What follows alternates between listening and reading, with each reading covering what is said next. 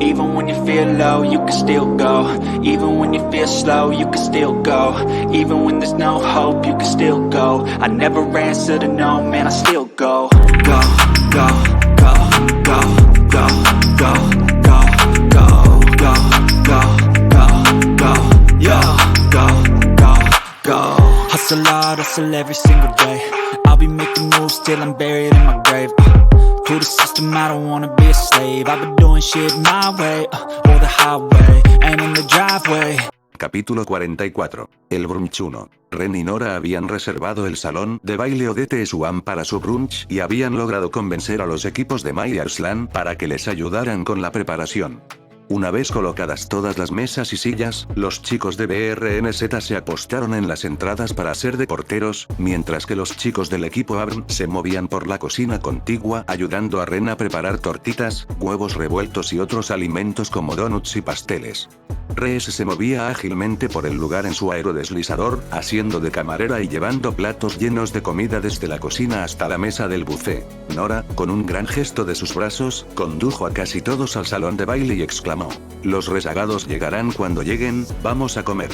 Los rezagados en cuestión eran un pequeño grupo de personas que necesitaban ocuparse de una u otra tarea antes de venir y se marcharon con la seguridad de que pronto se unirían al brunch. Jaune tuvo que admitir que el salón de baile Odette Swan era el lugar perfecto para este segundo desayuno. Era más pequeño que los demás salones de Beacom, lo que lo convertía en un espacio mucho más íntimo, pero a la vez lo suficientemente amplio para que todos tuvieran espacio de sobra. La fila en la mesa del buffet avanzaba rápidamente y la gente charlaba animadamente. Después de comer lo suficiente para complacer a Nora, respiró hondo y se preparó para la siguiente tarea desafiante: presentarse formalmente a los padres de sus posibles novias. Miró a su alrededor intentando decidir a quién acercarse primero. Los padres de Mai eran sus padrinos, lo que significaba que ya lo conocían bastante bien, así que supuso que no era necesario empezar por ellos. Además, en ese momento solo estaba Arjun en la sala. Saya se había llevado a Mai aparte para mostrarle algo en lugar de ir directamente al almuerzo.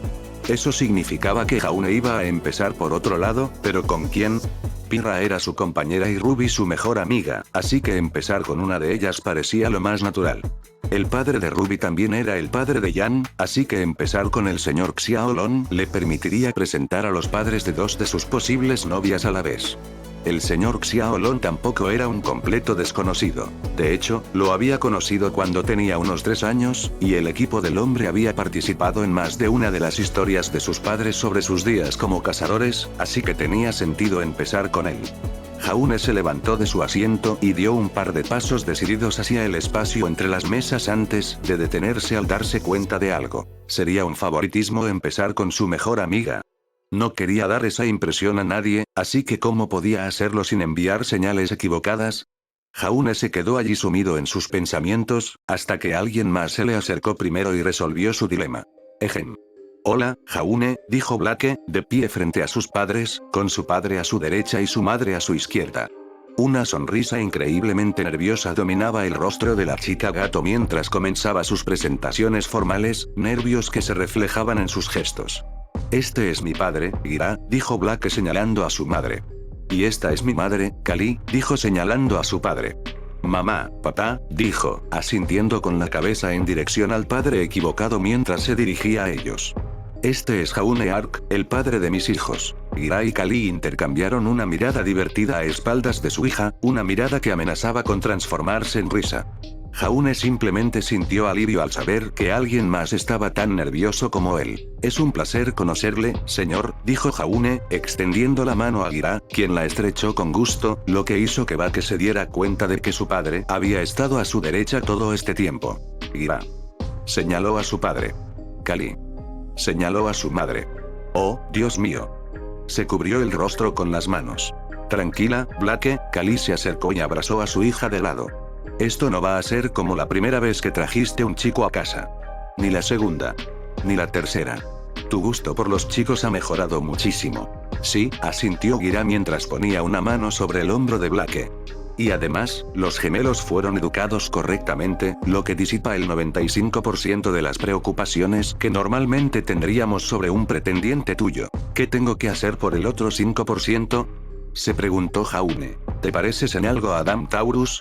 Preguntó Gira en un tono que no era demasiado serio, aunque en realidad era muy serio. No conozco bien a ese tipo, pero no lo creo, dijo Jaune. Entonces no tienes nada de qué preocuparte, exclamó Gira mientras le ponía la mano en el hombro a Jaune.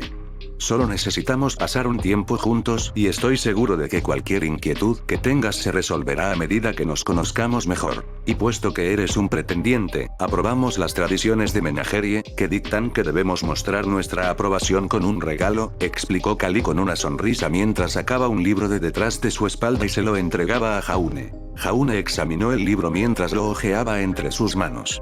Era de tapa dura negra, sin palabras en la portada ni en el lomo. La única marca distintiva era la imagen dorada de una flor de montaña con un insecto. Jaune abrió el libro por la página del título y leyó en voz alta: La avispa y la orquídea. Blake jadeó horrorizada antes de arrebatarle el libro a Jaune y ponérselo en el pecho con una expresión de absoluto escándalo. Sus ojos recorrieron la habitación para asegurarse de que nadie viera ni oyera el título que Jaune acababa de leer, mientras su rostro se sonrojaba como nunca antes había visto en una mujer. Mamá. Siseó Blake, ¿en qué estabas pensando? La llamada de Glinda nos hizo pensar que las cosas estaban más cerca de la fase de matrimonio y luna de miel que de la fase de recién comenzado a salir, dijo Kali encogiéndose de hombros sin mostrar arrepentimiento. ¿Qué es? Jaune se aventuró a preguntar con preocupación en sus ojos. Gira se aclaró la garganta y explicó: es una antigua guía de relaciones de faunos escrita por una sacerdotisa del dios animal hace casi 2000 años. Su objetivo principal es cómo mantener viva la chispa en la intimidad el mayor tiempo posible. Oh, dijo Jaune encogiéndose de hombros mientras miraba a Blake, estoy bastante seguro de que te he visto leer cosas peores en público. No, Blake negó con la cabeza con la mirada perdida. No, no lo has hecho. Bajó la mirada al libro y luego volvió a mirar a Jaune. Voy a quemar esto. Blake salió disparada, lo que provocó que Kali la persiguiera gritando ¡Ey! Gira negó con la cabeza riendo entre dientes antes de mirar a Jaune a los ojos. Hagamos algo juntos más tarde para conocernos mejor, dijo el fauno pantera con una sonrisa. ¿Te gusta pescar? Ah, sí, se me da bien pescar, logró responder Jaune. ¡Genial! Ya decidiremos la hora y el lugar más tarde, respondió Gira antes de volverse para seguir a su esposa y a su hija, que estaban discutiendo en voz baja junto a la puerta donde Kali había sorprendido a Blake. Jaune negó con la cabeza mientras observaba la discusión que no podía oír. ¿Qué podría haber en ese libro que hiciera que Blake, precisamente él, se sintiera tan cohibido con respecto al sexo? La pregunta era tan intrigante como aterradora. De hecho, podría ser incluso más aterradora que intrigante. Por un margen considerable. Una mano firme que le agarró el hombro a Jaune lo sacó de sus pensamientos, y al girarse vio a Tai Yan, el padre de Ruby y Yan, mirándolo con expresión seria. Crow estaba justo detrás de él, con un ceño fruncido que denotaba cierta hostilidad. Muy bien, mocoso, comenzó Tai Yan sin preámbulos, te has ganado el corazón de mis dos hijas, las luces de mi vida, así que tengo la obligación moral de ponerte a prueba para asegurarme de que estás a la altura. Estoy ayudando, añadió Crow con brusquedad. De acuerdo entonces, Jaune enderezó su postura y sostuvo la mirada severa de Tai Yan, ¿qué vamos a hacer con la máquina de centrifugar? La mirada de Tai Yan se intensificó y Jaune logró mantener la suya firme ante el juicio del hombre mayor. Ambos permanecieron así durante un largo instante antes de que Tai llegara a una conclusión y asintiera. Mañana amanecerá, la vieja torre del reloj traerá, papá. ¡No! Ruby apareció entre Jaune y su padre en una explosión de pétalos rojos. Sí, papá, gruñó Yan mientras agarraba el hombro de su padre y lo apartaba de Jaune, ya hablamos de esto. No le pegues a Jaune. No lo estamos golpeando, objetó Tai, solo nos estamos asegurando de que pueda cuidar de ti. Dándole una paliza, dijo Yan con el ceño fruncido. No, objetó Tai de nuevo, solo iba a someterlo al entrenamiento de la semana infernal, comenzando con la escalada de la torre del reloj. Y voy a lanzar indirectas contra él, añadió Crow, sin aportar nada útil. Tío Crow. Ruby se acercó al vagabundo de la familia y le clavó un dedo en el pecho, pórtate bien. ¿Qué? Yo soy. Crow mintió con la misma naturalidad con la que bebía. Una sonrisa asomó en los labios de Jaune por un instante antes de borrarla y armarse de valor. Si bien apreciaba lo que Ruby y Yan estaban haciendo, no sería bueno escudarse en su protección cuando se tratara de su familia. Tranquilas, chicas, les aseguró Jaune a las hermanas, solo está tratando de protegerlas. Quiere asegurarse de que hablo en serio, porque cualquiera que se asuste porque papá sea agresivo no merece la pena. Mis padres hicieron lo mismo con la mayoría de mis hermanas cuando empezaron a salir con alguien. ¿Solo la mayoría? Crow arqueó una ceja ante su afirmación. Lilac solo ha salido con su prometido, y lo conocemos de toda la vida, explicó Jaune. En cualquier caso, necesito hacer algo para demostrar que me tomo en serio que las cosas funcionen con ustedes dos. Si eso significa una semana infernal, pues que así sea. Taiyang observó a Jaune un momento más antes de asentir con la cabeza en señal de decisión. Crow, no te metas con él. Ay, por favor. Gruñó Crow con decepción. A este paso, no me vas a dejar sin nada que hacer. Ruby y Yan intercambiaron miradas que reflejaban una mezcla de alivio por el hecho de que su padre estuviera cediendo un poco y la satisfacción de que Jaune estuviera dispuesto a soportar dificultades por ellas. Al mismo tiempo, que Jaune demuestre su valía no significa que tenga que pasar una semana infernal, dijo Yan, dejando las cosas claras. Está pasando por demasiadas cosas ahora mismo como para que se agote por una prueba de machos que te estás inventando sobre la marcha. Sí, asintió Ruby. Además, hace poco estabas entusiasmado con la idea de que nos casáramos con alguien de una familia adinerada. ¿Por qué actúas como si no quisieras que esto sucediera? Paletos. Exclamó Taiyang boquiabierto. No puedes decir eso delante de él. Los hombres tenemos un protocolo para hacer estas cosas. Ahora todo el orden de las operaciones está desbaratado. Siempre me dijiste que no tenía que hacer las cosas como las demás chicas, cuando esa forma de hacerlas es una tontería, resopló Ruby. Eso también debería aplicarse a la forma en que los chicos hacen las cosas. Taiyang levantó el dedo en señal de protesta, y luego lo bajó lentamente. Una sensación de alivio comenzó a recorrer las venas de Jaune. Ya había tenido 2 presentaciones relativamente exitosas. ¿Cuántos padres más tenía que conocer? Si incluía a sus padrinos, serían 4. Solo necesitaba encontrar la manera de salir de esa conversación y luego pensar a quién acercarse después. Disculpen, saludó Arslan Altan mientras se acercaba con sus padres a cada lado, espero que no estemos interrumpiendo nada. O podrían volver a acercarse a él. Podría aceptarlo. Isabel comió hasta saciarse. Por costumbre, vigilaba a Jaune y a Nick. Con su semblanza, le resultaba bastante fácil estar al tanto de todo lo que sucedía a su alrededor, y también de lo delicioso que estaba el desayuno. «Guau, y yo que pensaba que Lilac era una gran cocinera». Pensó para sí misma. Le encantará tener a Nora y a Ren en casa. Ella negó con la cabeza rápidamente. «No, no, no». Un paso a la vez. «No soy Nick, tengo que ser la responsable en esta relación. Aunque el mundo se haya vuelto loco, necesito mantener la cordura». Observó cómo Jaune conocía a los padres de Blake. Todo parecía ir bien. Se puso un poco tensa al ver a Taiyang y Crow confrontando a Jaune con Yan y Ruby, pero su lenguaje corporal era mucho más relajado de lo que sugerían sus duras palabras, y pronto terminaron riendo juntos. Ella sonrió levemente. Debería haber mantenido un mejor contacto con ellos, suspiró. Ruby es la viva imagen de su madre. Una mancha negra y roja apareció junto a ella entre una explosión de pétalos de rosa. Ruby Rose le sonrió con ilusión. En realidad. Ga. Isabel, por instinto, extendió la mano y la puso delante de Ruby. Negó con la cabeza y se tragó el tocino con el que casi se atraganta. ¿Conocías a mi mamá? ¿En serio? Insistió Ruby con sus grandes y brillantes ojos. Yang Xiaolong estaba cerca, algo incómoda, pero con la misma expresión de esperanza en su rostro. Aquello conmovió profundamente a Isabel. Suspiró y sonrió. Sí. Y te contaré todo lo que quieras saber sobre ella, dijo. Sinceramente, Ruby Yan, lamento mucho que no hayamos mantenido el contacto. La última vez que las vi fue cuando eran apenas unas bebés. ¿Quieres decir? Los ojos de Ruby se abrieron de par en par. Somos amigos de la infancia de Jaune. En otra parte del salón de baile, las orejas de Blake se movieron. La chica gato frunció un poco el ceño. Isabel parpadeó. ¿Sí? Él y Yan jugaron más juntos, y mucho. Creo que tengo algunas fotos de ustedes 3, ella hojeó su pergamino y sonrió radiante mientras lo mostraba.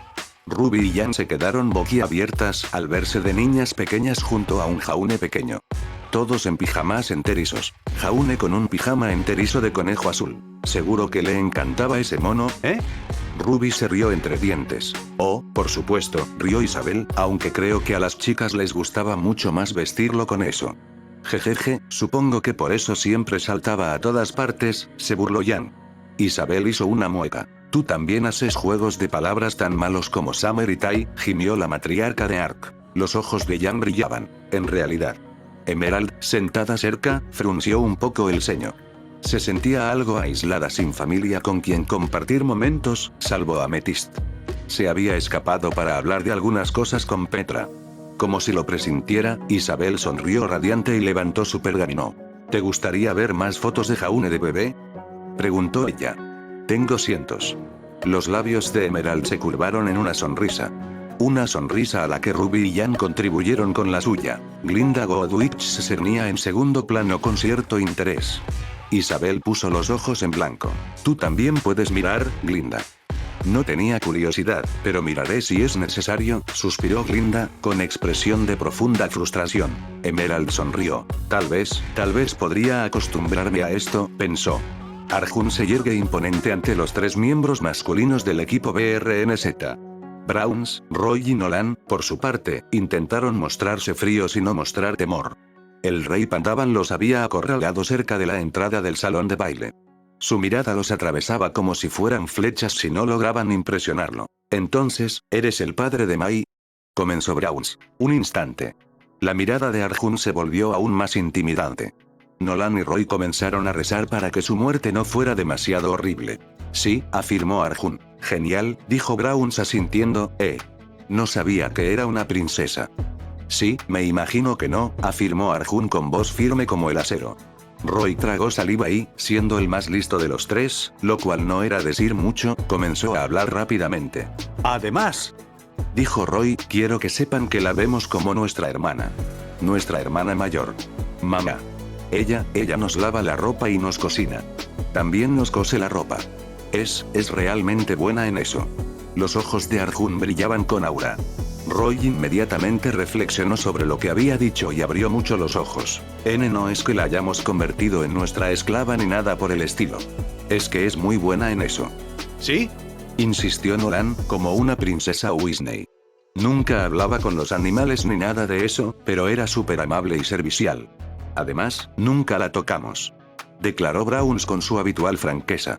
Roy y Nolan lo fulminaron con la mirada. Tío. Siseó Roy, ya iba a hablar de eso. Solo me gustan las chicas menudas. Browns siguió adelante, sin prestar atención a lo que decían sus compañeros. Señaló a Nolan. Nolan es gay, así que nunca tuvo ningún interés en ella. Una vez se acostó con una chica marimacho fea, pero estaba borracho. Oye, gruñó Nolan. Browns señaló a Roy. Y Roy es racista, así que nunca intentó nada. No soy racista, solo me gustan las chicas de piel pálida, gruñó Roy. No se trata de raza. Además, Mai era la única que sabía hacer nuestra maldita tarea. No iba a poner en peligro a la única persona con cerebro aquí aparte de mí. Oye. Yo sí que tengo cerebro, gruñó Browns, ofendido. Desde luego que no lo estás demostrando ahora mismo, replicó Roy. Mire, su majestad, intentó decir Nolan, somos amigos de Mai. Es como de nuestra familia. Así que vamos a hacer lo correcto por ella. ¿Sí?, exclamó Browns, agitando el dedo frente a la cara de Arjun, y será mejor que la trates bien. Nolan y Roy detuvieron a su supuesto líder de equipo. Arjun miró fijamente a Browns a los ojos. Browns le devolvió la mirada.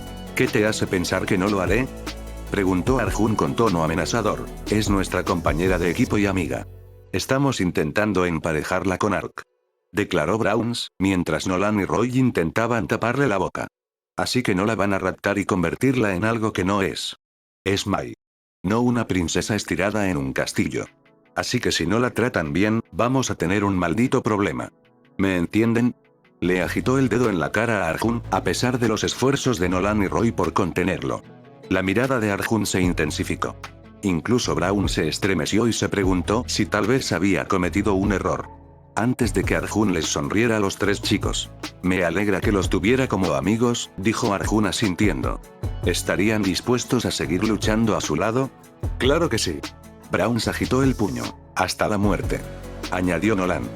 O al menos, intentar evitar la muerte como opción a menos que sea la única, logró decir Roy. Arjun asintió de nuevo. Entonces los acepto como candidatos a la Guardia Real del Ejército Real de Pandú, declaró. Los tres jóvenes parpadearon. Bueno, si vas a seguir protegiendo a mi hija y a nuestra familia, dijo Arjun con una leve sonrisa, debería hacerlo oficial, ¿no? La idea de unirse al ejército de un reino pequeño pero próspero como guardia real era el trabajo soñado para muchos jóvenes cazadores en entrenamiento. Sin embargo, conseguir un trabajo así era muy difícil. Se necesitaban contactos. Conexiones que los tres jóvenes de repente se dieron cuenta, tenían. Espera, entonces, ¿recibiríamos entrenamiento? ¿Armas personalizadas? ¿Buen sueldo? Preguntó Roy, sorprendido. ¿Si superan el entrenamiento? Sí, por supuesto, dijo Arjun con una sonrisa. Y ni siquiera tendrán que convertirse en eunucos. Entrecerró los ojos. Mientras tus sentimientos por mi hija sigan siendo fraternales. Sí, señor. Gritaron los tres. Arjun sonrió. ¡Genial! Enviaré las solicitudes a tus scrolls antes del anochecer.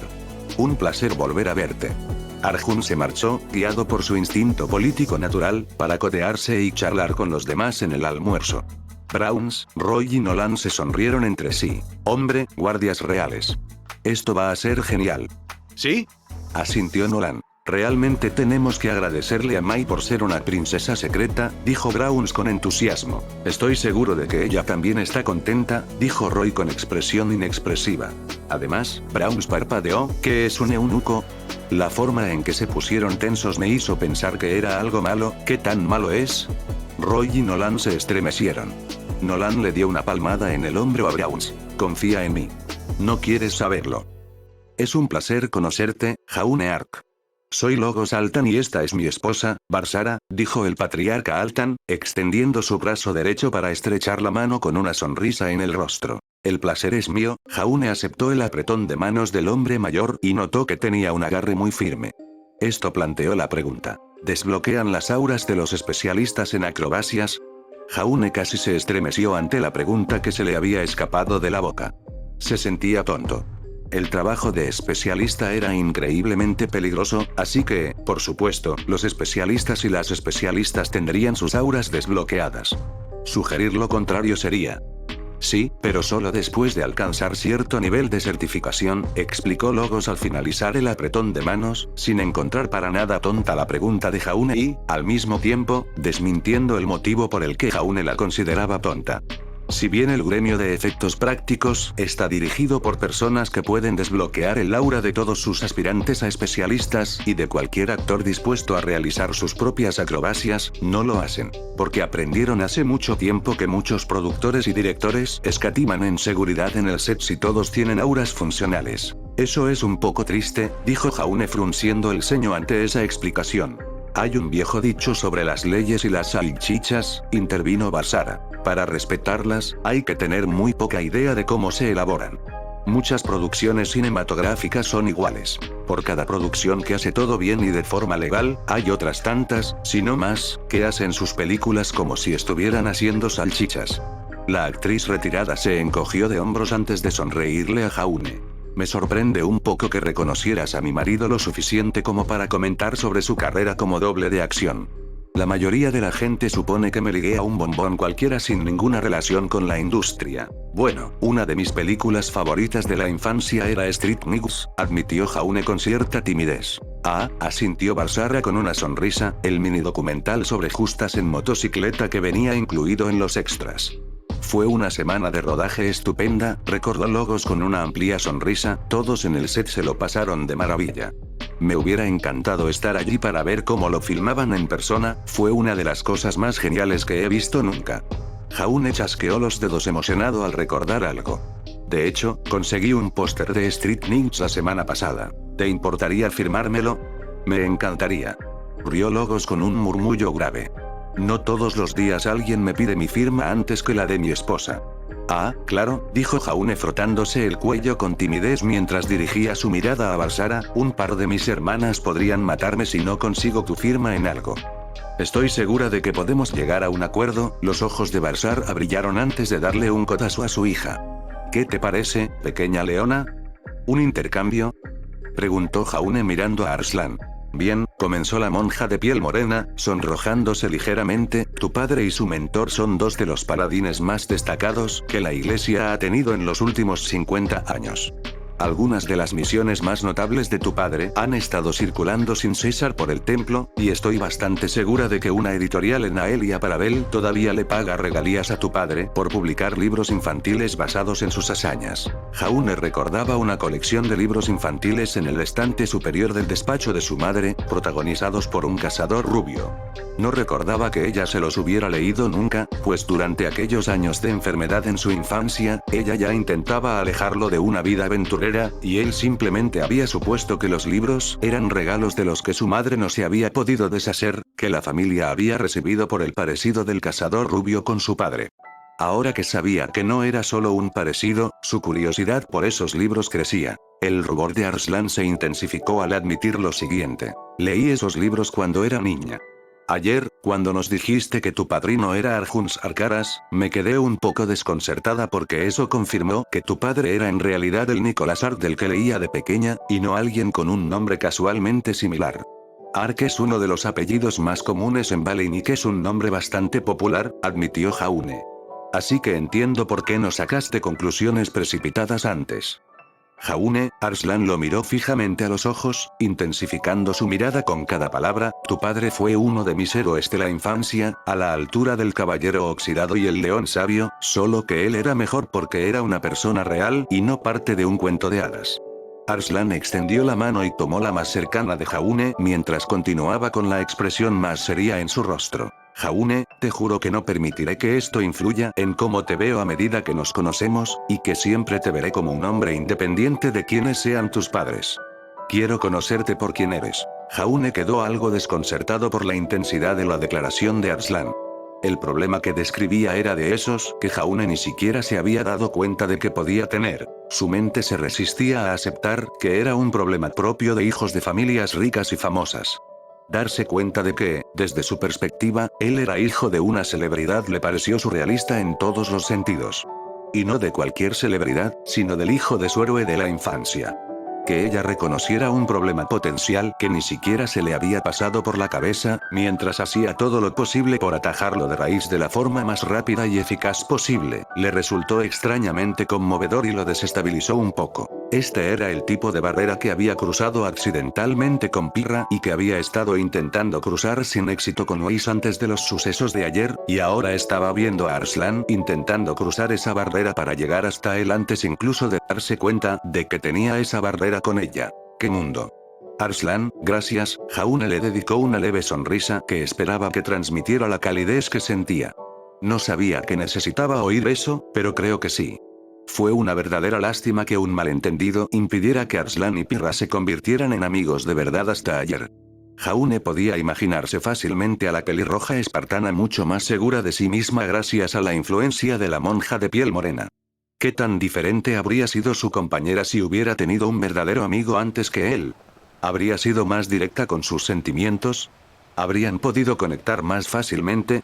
La forma en que Arslan se acercó a ella también planteó otra serie de preguntas. Si su pasado hubiera sido diferente, ¿podría haber sido él la persona inaccesible? Sus padres tenían y tienen una posición social lo suficientemente alta como para que, si hubieran accedido a entrenarlo, posiblemente hubiera sobresalido entre sus compañeros. Y si ese hubiera sido el caso, ¿se habría sentido tan solo como Pirra?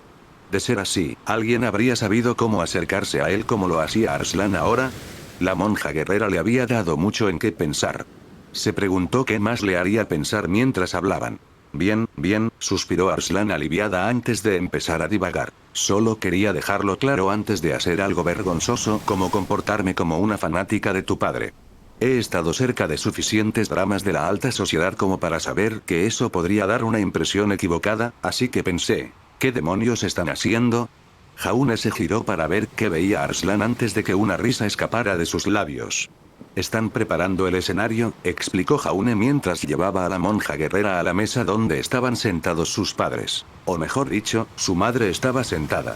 Su padre estaba de pie, junto a su padrino Arjun, el padre de Ruby Yan, Tai Yan, y su tío Crow. Los 4 hombres acababan de esculpir una réplica de un kraken con huevos revueltos, trocitos de tocino y tiras de rollos de canela. Una colección de panqueques a medio comer se había transformado en pequeños barcos con una variedad de frutas del desayuno como pasajeros. Muy bien, peguen sus emblemas a las cucharas para que todos sepan quién es quién, indicó Nick mientras la gente se reunía para ver el alboroto. Enseguida, los 4 hombres ataron pequeñas pancartas de colores con los símbolos de los equipos ARN y STRQ a 8 cucharas diferentes que colocaron alrededor de los barcos de panqueques. Satisfecho de que todo estuviera en su lugar y tras echar un vistazo rápido para asegurarse de que el público presente prestaba atención, Nick comenzó la historia. A nuestros 2 equipos se nos había encomendado la tarea de proteger a un grupo de barcos que navegaban por el lago Saugras debido a un rumor que circulaba sobre una especie de monstruo lacustre. No estábamos seguros de si se trataba de algún tipo de grimo de una criatura más natural, pero en cualquier caso, ninguno de nosotros estaba preparado para encontrar un grim que normalmente habita en el océano en un lago de agua dulce. Nick sonrió ampliamente al recordar aquel día. Para colmo, era un bicho realmente antiguo, con la experiencia y la inteligencia suficientes para tener un plan. No teníamos ni idea de que estaba allí hasta que sus tentáculos emergieron del agua, continuó Arjun donde Nick lo había dejado. Lo primero que intentó fue agarrar a la gente de la cubierta, y aunque no logró atrapar a ningún civil, sí consiguió atrapar a mi querida Saya mientras empujaba a alguien para ponerlo a salvo. Arjun agarró la cuchara con el emblema de su esposa y la trasladó del barco de panqueques a uno de los apéndices del kraken de huevos revueltos. Ahora, en lugar de intentar hundirla, la dejó suspendida en el aire en medio de todos los demás tentáculos que habían salido del agua, obviamente burlándose de nosotros e intentando que abandonáramos los barcos. Por supuesto que teníamos que hacerlo, aunque obviamente era una trampa, interrumpió Crow. Necesitábamos salvar a la novia de Arjun no solo porque era parte del equipo y amiga, sino también porque su gigantesco láser mortal era una de las pocas maneras de garantizar la muerte de una bestia tan grande. Así que Arjun empezó a disparar flechas de polvo de hielo para congelar el agua alrededor del kraken e intentar inmovilizarlo y evitar que se sumergiera. Crow agarró una lata de nata montada a presión y empezó a rociar parches de la cremosa delicia alrededor del kraken de comida para simular hielo. Mientras él hacía eso, Raven, Nick y yo nos posicionábamos para cortar los tentáculos que mantenían a Saya suspendida en el aire, mientras me colocaba en posición para atraparla. Taeyang movió la cuchara que lo representaba a otro barco de panqueques. Desafortunadamente, Raven se adelantó y, aunque logramos sacar a Saya de su cautiverio de calamares, el kraken ahora tenía una nueva rehén en la forma de mi ex. Les digo que Summer estaba tan furiosa por eso que hizo que Raven practicara ejercicios de sincronización durante una semana entera. Jaune soltó una risita cuando los hombres que contaban la historia movieron las cucharas para mostrar cómo todos cambiaban de posición. Como Arslan seguía a su lado, se inclinó hacia él y le susurró: ¿Qué es tan gracioso? Ya he oído esta historia varias veces, susurró Jaune. Ha cambiado un poco cada vez que la he oído. ¿Cómo es eso? Para empezar, cuanto más grande es el público, más grande es el kraken, explicó Jaune señalando a la multitud reunida. Además de él, Arslan y sus padres, también estaban Ruby y Jan, que prestaban mucha atención a la historia, y un buen número de los futuros hijos de Jaune se habían acercado para escuchar. Oh, murmuró Arslan, un poco de adorno artístico entonces. Además, nunca he oído a nadie ponerse de acuerdo sobre quién dio el golpe final. Jaune sonrió con complicidad. De alguna manera, Arslan logró que el resoplido resultante pareciera digno. Antes de que Jaune pudiera volver a concentrarse por completo en la historia, estaban en la parte donde Summer corría por la cabeza del kraken intentando clavarle el hacha en uno de los ojos del Grim, sintió un suave tirón en la manga. Al mirar a su otro lado, vio al mayordomo Schne, Klein, de pie allí cortésmente. ¿Tienes un momento para apartarte y presentarte a la matriarca de la familia Schne?, preguntó el mayordomo en voz baja, sin interrumpir la conversación. Adelante, susurró Arslan, podemos hablar más tarde. Así pues, Jaune se apartó del público y siguió a Klein hasta una mesa cercana donde se encontraban los Schneer. Willow estaba sentada a la cabecera, con Winter a su derecha y Weiss a su izquierda. Los futuros hijos de Jaune estaban sentados junto a sus respectivas madres, mientras que su tío Whitley brillaba por su ausencia, dejando un hueco en la otra cabecera para él. Klein apartó la silla, permitiendo que Jaune se sentara frente a la mujer con la que se iba a reunir. Al sentarse, miró a su alrededor buscando al desaparecido Schne, y solo le tomó un instante divisar al joven. Whitley caminaba con paso firme y decidido hacia el escenario de la orquesta del salón de baile, donde Penny Polendina estaba sentada en el banco del piano, observando todo lo que sucedía en la sala. Jaune no sabía qué pensar de aquello, pero supuso que podría conocer mejor a Weiss y al hermano de Winter más tarde. Jaune respiró hondo y comenzó su presentación. Es un placer conocerla, señora. Espera. Interrumpió Theodore mientras sacaba su pergamino. El joven hojeó sus mensajes antes de asentir con satisfacción. Bien, ya viene. Podemos empezar. ¿Quién viene de camino?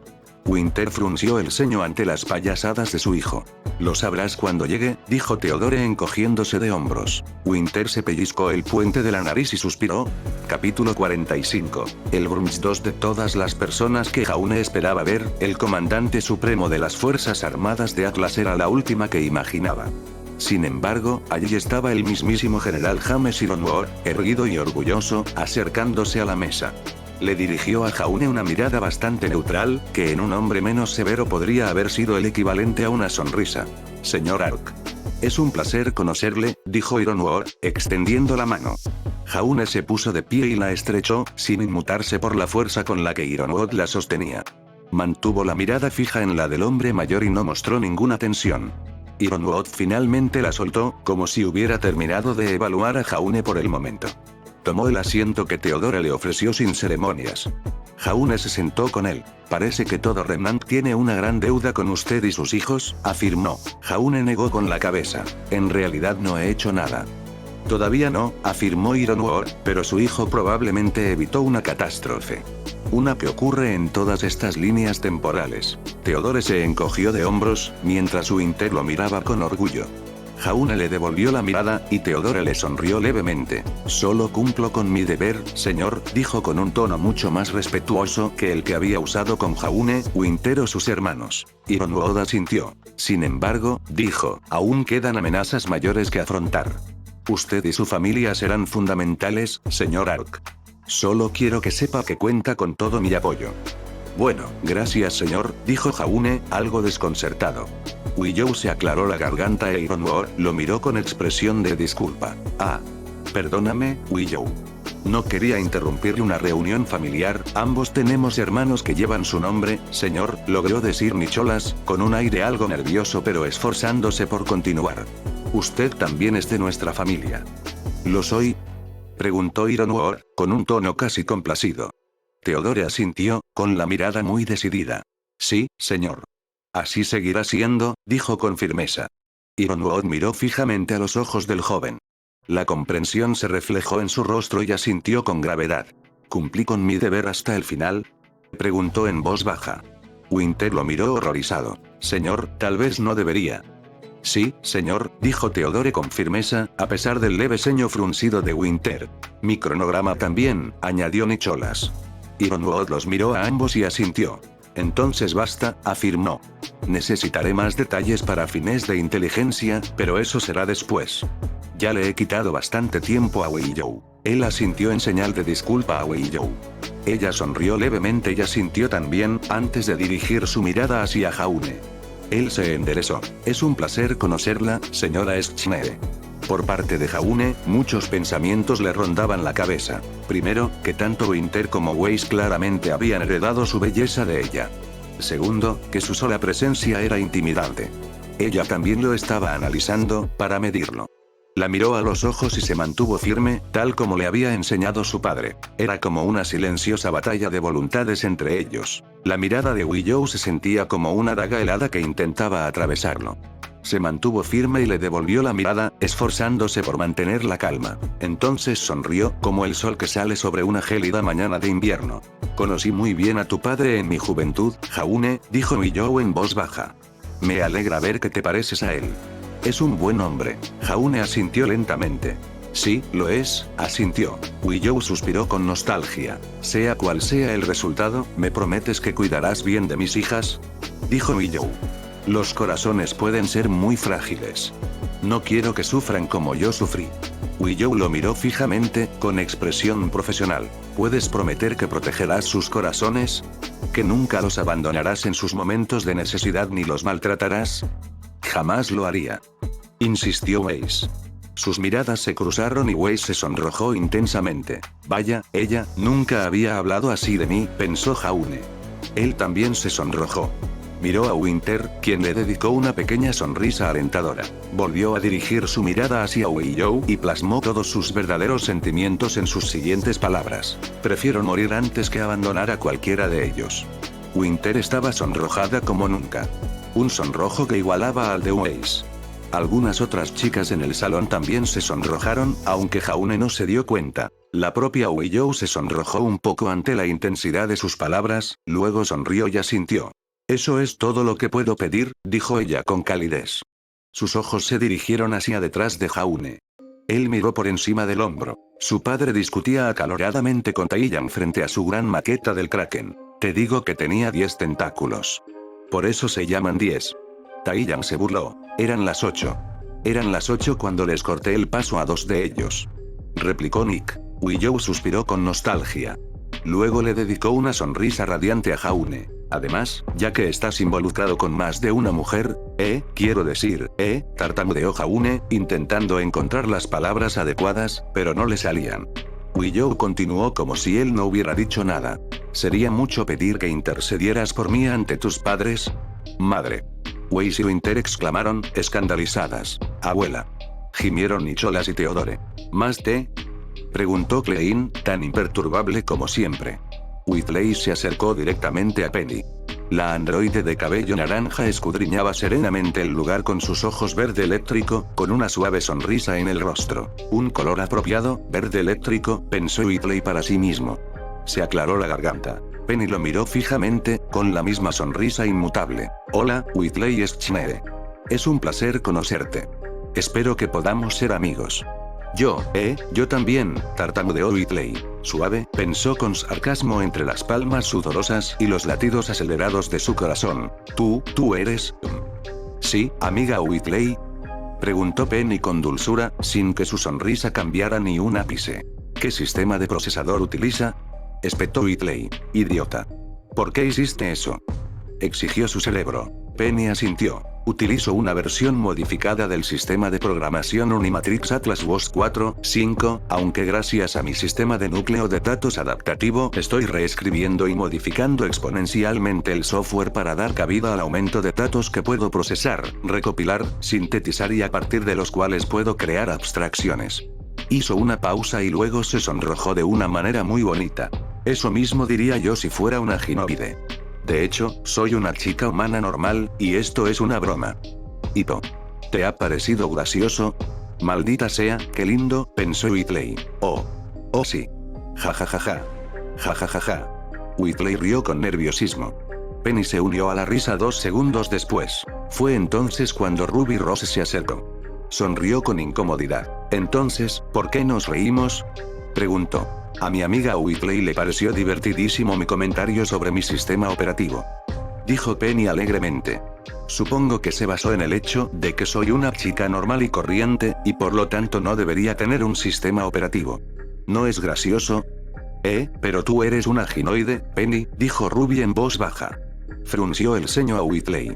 ¿Te estás burlando de ella? No. Para nada. Insistió Whitley. Ruby se acercó a Whitley, y su ceño se frunció aún más. Pues será mejor que no lo hagas. Gruñó. Es una de mis buenas amigas, así que será mejor que te portes bien. Whitley tragó saliva y levantó las manos. Yo soy. El hijo de Ruby del futuro apareció detrás de ella en una explosión de pétalos amarillos, y posó una mano sobre su hombro. Negó con la cabeza. Está bien, mamá. Así es como estos dos coquetean, dijo. Whitley se quedó boquiabierto, incrédulo. ¿Qué? Ruby se sonrojó. Entonces no me interpondré en tu camino. Buena suerte con el coqueteo, Penny. Ruby y su hijo desaparecieron entre una ráfaga de pétalos. Penny fijó su mirada en Whitley, que ahora parecía intrigada. ¿En serio? ¿Estabas coqueteando conmigo? Preguntó Penny con una sonrisa. Sensacional. Con todo este romance, me da curiosidad saber cómo suceden estas cosas. Por favor, sigue coqueteando conmigo, amigo Whitley. ¿Ese sí? Dijo Whitley, tirando de su cuello. ¿Cómo estaba haciendo eso? La siesta de Moisés duró apenas un poco más de lo que Ospin necesitó para contarle a Uena todos los detalles importantes sobre la inmortalidad de Salem y la suya propia. Estaba seguro de que retomarían el tema en un futuro próximo, una vez que el físico experimental hubiera reflexionado sobre lo que había compartido y las preguntas hubieran tenido tiempo de asimilar. Pero las conversaciones sobre el pasado remoto se darían más adelante. El despertar de Moisés los había centrado de nuevo en el presente, así que los tres se dirigieron al salón de baile Odette Swan para reunirse con los demás involucrados en esta paradoja. Ospin les abrió la puerta a su hijo Y. Novia. Prometida. Habían acordado intentar un noviazgo mientras no hubiera un compromiso oficial, así que novia encajaba mejor. Hacía mucho tiempo que no tenía que ponerle nombre a una relación. La naturaleza de su maldición significaba que había despertado ya casado con la mayoría de sus exesposas, y las pocas restantes eran almas obstinadas que lo habían perseguido. No había habido un cortejo mutuo desde Salem, hacía milenios, así que tardaría un tiempo en recuperar la cordura. En cualquier caso, les abrió la puerta antes de entrar con ellos. Su llegada no pasó desapercibida. La hija de Glinda, Dorothy, los estaba mirando cuando se abrieron las puertas del salón de baile y casi de inmediato se dirigió directamente hacia Moses en cuanto los vio. Moisés. Exclamó Dorothy con una sonrisa, pareciendo flotar a cada paso. ¿Te sientes mejor, verdad? Quiero decir, ayer estuviste en la cama todo el día, pero antes nos diste una demostración de tus poderes, así que... ¿Cómo me siento? Moses le dedicó una sonrisa forzada antes de hacer un gesto con la mano derecha indicando que no estaba bien. Quiero decir, puedo hacer cosas, pero me duele la cabeza con todos esos recuerdos que no paran de dar vueltas. ¿Cambio activo? Preguntó Dorothy con el ceño fruncido, preocupada. ¿Qué quieres decir con eso? Bien, ¿ves a Julián allí? Señaló Moisés. Dorothy miró por encima del hombro un momento para confirmar que podía ver al chico de ojos plateados. Sí. Cuando lo miro fijamente, los recuerdos que tengo de su pasado son muy borrosos y difíciles de recordar, explicó Moses con una mueca. Aún puedo hacerlo, pero me cuesta un poco. Cuando aparto la mirada, los recuerdos de su pasado se vuelven más nítidos y afloran con mayor facilidad. Ospin y Weena intercambiaron una mirada, coincidiendo en silencio en que aquello sonaba bastante extraño. Ambos esperaban lo contrario.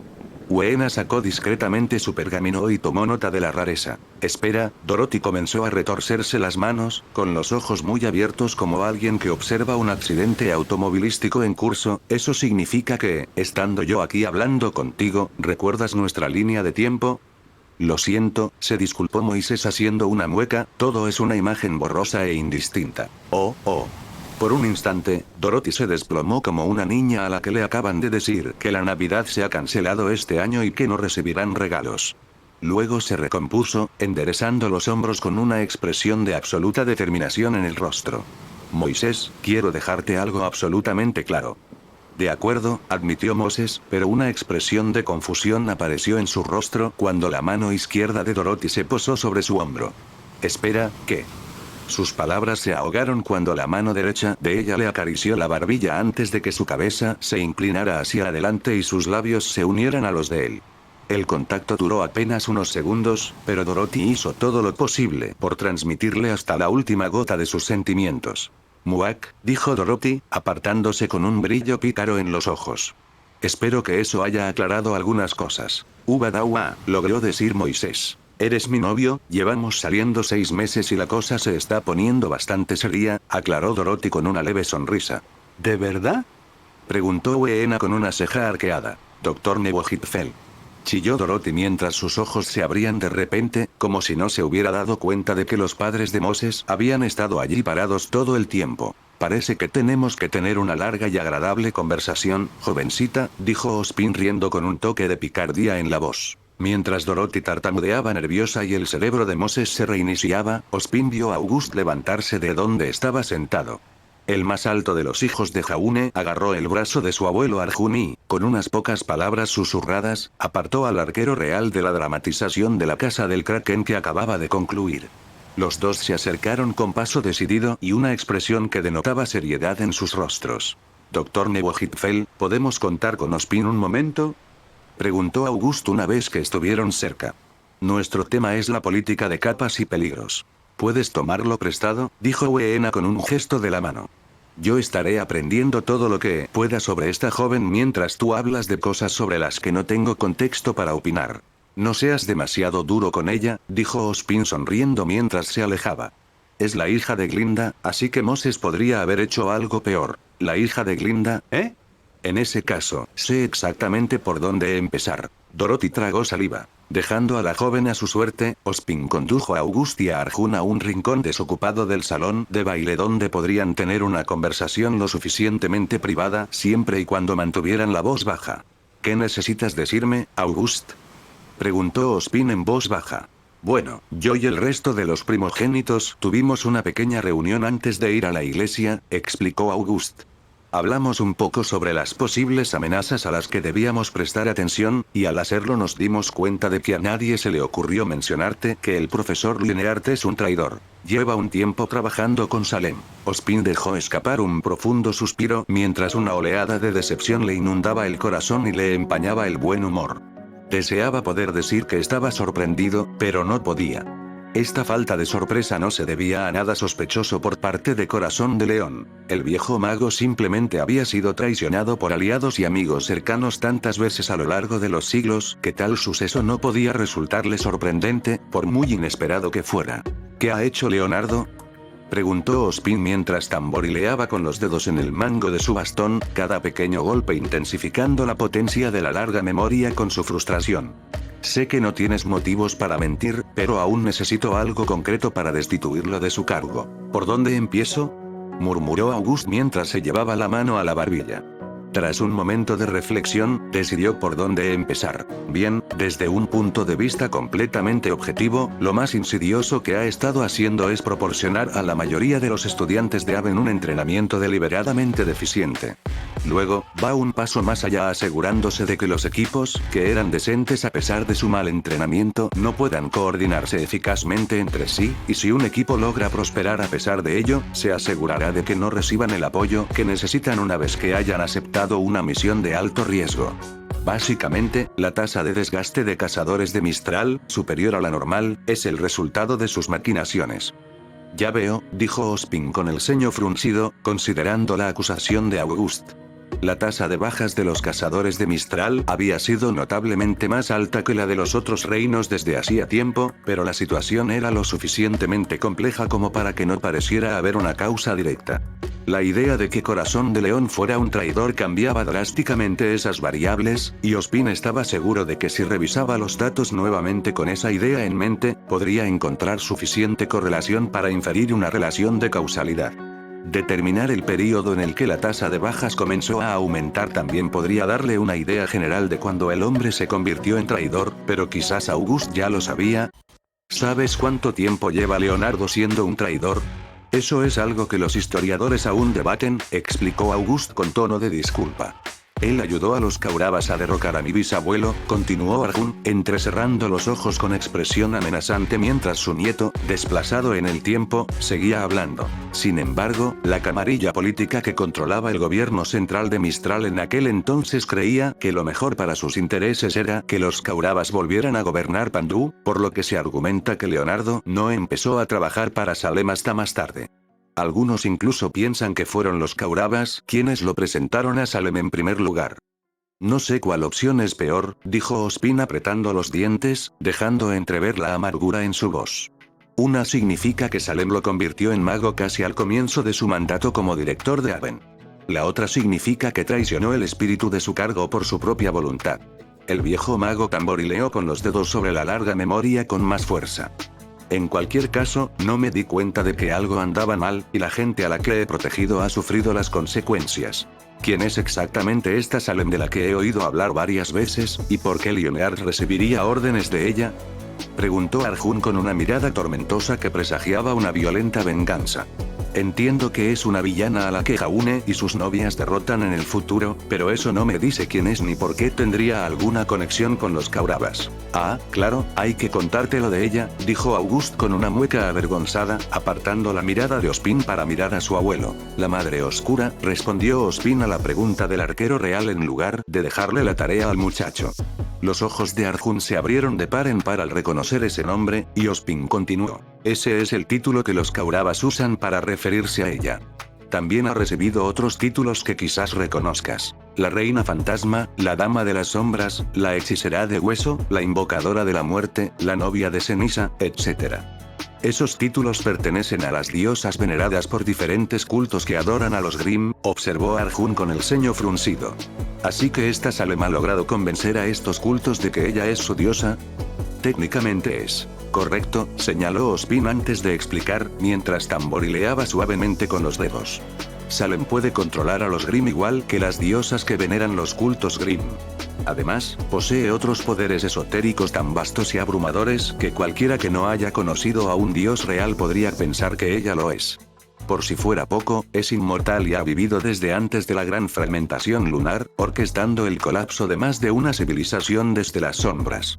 En otras palabras, Salem es capaz de convencer a los cultos Grimm de que es la diosa que veneran, simplemente porque lo es. Ozpin suspiró mientras terminaba de desahogar su frustración tamborileando con los dedos. Mis compañeros directores de la academia y yo somos los líderes de una sociedad secreta que lleva luchando contra Salem y sus seguidores mucho antes de que se fundaran las academias. Hemos impedido que sus agentes arrasen la civilización tal como la conocemos durante siglos. La traición de Corazón de León no es solo contra un país o institución en particular, es una traición a toda la humanidad y a los faunos. Ese hombre tiene que morir, concluyó Arjun con una intensidad sombría en su voz. Sí, lo hace, coincidió Ozpin, observando con recelo al rey de Pandú. Pero no deberías ser tú quien salga corriendo a hacerlo. Su traición comenzó con mi reino y mi familia, dijo Arjuna, apretando y aflojando los puños como si imaginara algo frágil entre sus manos. Es mi deber como rey y patriarca llevarlo ante la justicia. Será difícil descubrir qué secretos compartió Leonardo con Salem si muere antes de que podamos interrogarlo, razonó Ozpin. ¿Puedes garantizar honestamente que intentarías capturarlo y no ejecutarlo si fueras a enfrentarlo ahora? El rey permaneció en silencio. La intensa oscuridad de su mirada fue respuesta suficiente. Además de eso, está tu hija. Te acabas de reencontrar con ella y aún no has establecido una relación sólida que pueda sobrevivir a tu partida inmediata para ocuparte de esto, señaló Ozpin. Ahora es el momento de delegar. Crow está disponible y es capaz. Planeo enviarlo. Podría reunirse fácilmente con Karna y algunos otros hombres y mujeres de confianza. Capturan a Corazón de León y lo traen aquí. Yo obtengo la información que necesito y luego te lo entrego para que sea juzgado por sus crímenes. ¿Te parece bien? El rey frunció el ceño pensativo, y tras un largo instante Arjun habló. Puedo vivir con ello. Bien, Ozpin se ajustó las gafas. Cuando termine el brunch, llevemos a Crow a mi oficina y hagamos algunas llamadas. Dwipa era un pequeño archipiélago de unas 7 islas, a medio camino entre la costa más meridional de Mistal y el extremo norte de Menagerie. Formaba parte de las miles de pequeñas cadenas de islas que salpicaban el mar entre Animus, Vale y Menagerie. El orden público solo podía llegar a un número limitado de ellas, incluso con el alcance militar de Atlas. Así pues, entre los pequeños reinos e islas donde la gente trabajaba ajena al mundo exterior, se encontraba Dwipa. En su apogeo, había sido un puesto avanzado del gran imperio Pandavan. Por ello, las ciudades que salpicaban el archipiélago presentaban arquitectura Pandavan, muros blancos y beige con elegantes arcos y remates en forma de turbante. Grandes fuentes y bulevares atravesaban densas selvas. Sin embargo, su lealtad era neutral y carecía de leyes de extradición. Esto le venía de maravilla al coronel Sebastián Sarov, antiguo miembro del ejército vitaliano de su majestad. Cabalgaba a caballo por la selva, alto, ancho y robusto a pesar de su avanzada edad. Su cabello era de un naranja desvaído, con mechones negros y plateados. Con su espeso bigote, su ceño fruncido y sus ojos dorados, uno de ellos cubierto por un monóculo, parecía un tigre amenazador al acecho. Su uniforme caqui aún se ajustaba bien a su cuerpo musculoso. Sostenía su rifle doble en una mano, sus ojos y sentidos agudos escudriñando la maleza. Tiró de las riendas y su caballo se detuvo obedientemente. Solo se oía el viento meciendo las hojas y los sonidos de los pájaros y los monos. El coronel olfateó el aire con atención. Miró hacia el sur. Alzó su rifle, entrecerrando los ojos a través de la mira telescópica. Apuntó, su corazón latiendo más despacio mientras se quedaba inmóvil como una estatua. Se lamió los labios para quitarse el sudor, revelando sus colmillos de fauno, reemplazados por un instante por una réplica dorada. Su aura aumentó, y disparó. El primer disparo del rifle doble voló recto y certero, el estampido sónico resonando por el bosque. Se oyó un grito de dolor. El coronel Sarov giró su corcel hacia el sonido y galopó tras él. se abrió paso entre la maleza, espantando a varias bestias que no se habían alejado con el sonido del disparo. Por fin, el coronel y su caballo llegaron a un arroyo ancho pero poco profundo. Una figura solitaria yacía en el agua, arrastrándose hasta la roca. La figura miró hacia atrás con terror, con una máscara del colmillo blanco en el rostro. Jadeó fuerte, desesperadamente, mientras el coronel desmontaba y se acercaba lentamente. No, yo soy un fauno, como tú, suplicó el terrorista. Tosió, sujetándose el costado. El agujero había sido atravesado limpiamente y la sangre brotaba de la herida hacia el río. El coronel resopló. ¿Qué vínculo tan trivial compartimos? Resopló. Luché contra los mantrianos y los mistralianos, un soldado leal de la mismísima reina Arturia. Mucho antes de que tú fueras un destello en los ojos de tu inútil padre. Maté a Grimm, humanos y faunos. No había desafío que no pudiera superar. Sacudió la cabeza con tristeza y amartilló su rifle de doble cañón. Su pena era tan profunda que hizo que el grandullón se desplomara casi por completo. Entonces el imperio terminó, y me quedé sin propósito, suspiró. Sin guerra, ¿de qué sirve un guerrero? Se iluminó al recordar algo feliz, lo que hizo que el Faunus se encogiera aún más. Entonces, el viejo Duryodhana tenía un plan. Derrocar a los Arkaras. Poner a los Kauravas de nuevo en la cima. Morir de ahogamiento en alcohol en un bar, contando historias de mis viejas glorias a jóvenes desagradecidos. Ay, muchacho, fue una gran batalla. Y tantas otras más. Esos sí que fueron días emocionantes. Volvía a luchar. Volvía a matar. La presa más peligrosa que puedas imaginar. Suspiró y negó lentamente con la cabeza, con arrepentimiento reflejado en su rostro. Entonces, Arjun retomó el trono. Lo perdí todo. Incluso ese pequeño imbécil de Karna nos traicionó. Tuve que huir a este pedazo de tierra, retirado y aburrido de nuevo. Le dirigió una mirada fulminante al terrorista de Wittefang. Esperaba que casarte me hubiera dado algo de emoción. Pero tú, ni siquiera tardaste una hora. Levantó el rifle encogiéndose de hombros. Aún así. Mejor que nada. Te dejaré limpio y pondré tu cabeza en algún lugar bonito de mi pared, te lo prometo, coronel. Gruñó Sarov y apartó la mirada de su presa herida. Un hombre pandaban vestido de blanco con un turbante rojo corrió entre los árboles, su rostro juvenil lleno de ansiedad. ¿Sí, Asok? Preguntó Sarov con impaciencia. Estoy en medio de algo, Lionear te está llamando. Dijo Asok rápidamente, deteniéndose bruscamente en medio del arroyo. Levantó el holocomunicador. La molestia de Sarov cambió de sabor, ya no con su ayudante sino con quien llamaba. Se tomó su tiempo, frotándose la barbilla deliberadamente. Luego se encogió de hombros. Muy bien. Asok activó el proyector. El Faunus tigre miró fijamente al Faunus león delineado en azul. Más vale que esto sea importante, corazón de león. Estaba en medio de, Ospin sabe que soy un traidor, afirmó Corazón de León rotundamente, la voz del corpulento fauno era firme, pero el sudor en su frente delataba su miedo. Sarov resopló. ¿Y? Y me debes una, gruñó Corazón de León. Se burló Sarov, ¿para qué? ¿Para mandarme a retirarme al exilio? ¿Preferirías que te dejara a merced de Arjun? Preguntó Corazón de León con desdén. Sarov se encogió de hombros y lo pensó. Un final glorioso sería preferible, para ser honesto. Lionear gruñó, luego respiró hondo. Recuperó la compostura. Te ayudé a escapar y te conseguí presas para cazar de vez en cuando. Ahora, necesito algo más de ti. Necesito que vayas a Vale. Sarov levantó una ceja poblada. Sin embargo, era demasiado viejo en esto como para delatar su verdadero interés. ¿Sí? ¿Esposado? ¿Intentando salvar tu pellejo? Ofrecerte no sería suficiente, afirmó Lionear rotundamente. Sarov rió entre dientes. Es cierto. Creo que tuviste algo que ver con el asesinato de toda la familia real Sarkaran y de innumerables cazadores. Mi vida no compraría la tuya. Entonces, ¿por qué debería ir? Porque hay algo mucho más valioso en juego, afirmó Lionear, una oportunidad con el equipo ARM. Sarov hizo una pausa. Han vuelto a estar juntos, ¿verdad? Preguntó en voz baja, con un brillo que regresó a sus ojos. Lionear asintió. ¿Problemas familiares? Tendrías una oportunidad con ellos y con lo que queda del equipo STRQ. Todo lo que tienes que hacer es acabar con ellos, y rescatar a estas dos personas, vivas e ilesas. Una imagen de un joven rubio, de unos 17 años, con ojos azules y armadura blanca y negra, apareció junto a un chico de la misma edad cuyos rasgos cambiaban casi constantemente. Saroz frunció el ceño. ¿Qué demonios le pasa a ese? Es una larga historia, dijo Corazón de León, te enviaré con un equipo.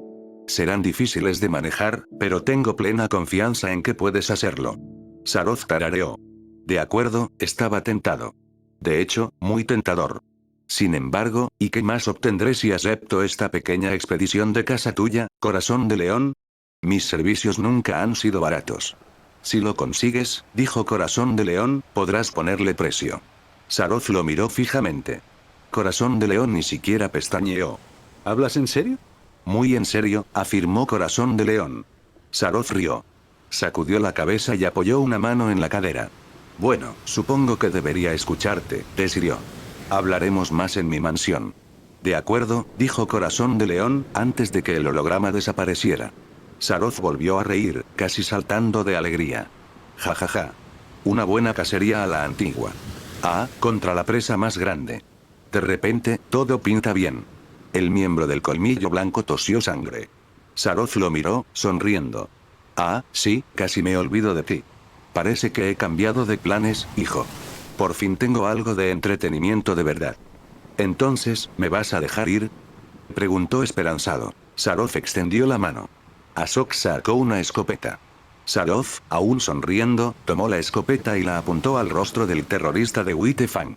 Deberías haberte dedicado a la comedia, muchacho, se burló Saroz antes de apretar el gatillo. Solitas, Reino de Atlas, República de Balto, Ciudad de Nome. Al igual que los demás reinos, Atlas no era una sola nación gigantesca. Estaba compuesto por numerosas repúblicas más pequeñas, la mayoría fundadas como colonias por Vale, Mistral y Baco, pero que con el tiempo se convirtieron en naciones independientes que se unieron voluntariamente para formar un reino mayor, Atlas, con Mantle como su capital. En el preludio de la Gran Guerra, los gobernantes legítimos de Mantle fueron derrocados en un golpe de estado, y los nuevos líderes lanzaron la guerra por todo el planeta. Sin embargo, encontraron resistencia en la mitad del continente, que había conquistado su libertad de gobernantes extranjeros y no toleraría la tiranía interna. Tras el derrocamiento de la conspiración que se había apoderado de Mantle al final del conflicto, con la ayuda de las naciones aliadas de Vale, Vital, Bakuo y muchas otras, Atlas se reconstruyó como un país libre y se convirtió en líder en economía, tecnología y poderío militar. Era un continente inhóspito que forjaba gente fuerte, una fortaleza que el cabo Maroon Polo sin duda esperaba tener en sus venas mientras miraba nerviosamente su rifle. Su escuadrón controlaba la única salida de su depósito militar. Algo había irrumpido en el almacén ultrasecreto y se dirigía hacia ellos. Las alarmas sonaron con fuerza mientras su escuadrón permanecía listo, con las armas apuntando hacia el oscuro pasillo que se adentraba en la base. La hora estimada de llegada de los refuerzos es de 5 minutos, jefe, dijo su técnica de comunicaciones, Mora Carnis, mientras se tocaba el auricular. Volvió a mirar su rifle. Polo asintió. De acuerdo. Nada se nos escapa, ordenó, manteniendo la voz firme. Se oyó un crujido y un gemido metálico en la oscuridad que tenían delante. Polo apretó el rifle con más fuerza. El sudor le corría por la frente hasta la nariz puntiaguda. Se hizo el silencio más terrible que jamás había oído, entonces, algo rojo se encendió en la oscuridad. Un relámpago escarlata crepitó sobre una gigantesca mina Claymore, sostenida por un hombre enorme con armadura negra. Estaba cubierto de pies a cabeza, todo placas, su rostro oculto por una visera tintada. Destellos plateados brillaban aquí y allá, como estrellas en la noche más oscura. Cuernos rizados sobresalían a ambos lados de su casco, y una gran capa plateada ondeaba tras él. En la penumbra, parecían alas de murciélago. «¡Abran fuego!», gritó Polo, y el fuerte estruendo de sus pesados fusiles de asalto AR-2004 llenó el aire. La figura blindada avanzó, cada bala potenciada por polvo desaparecía en el hombre mientras caminaba a través de la ráfaga.